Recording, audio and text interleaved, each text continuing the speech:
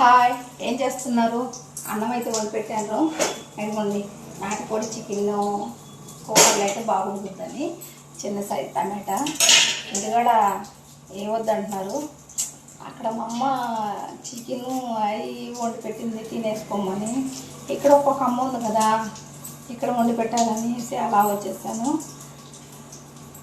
అసలు ఏమొద్దన్నారు. నేను అయినా నా మనసు ఒక్కొక్క ఈ రెండు మాత్రం వేస్తున్నాను.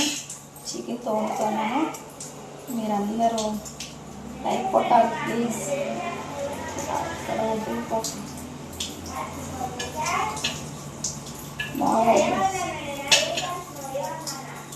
బాగా వండుతుంది. అక్కడ గోల గోల రాస్తారు తలకాయ.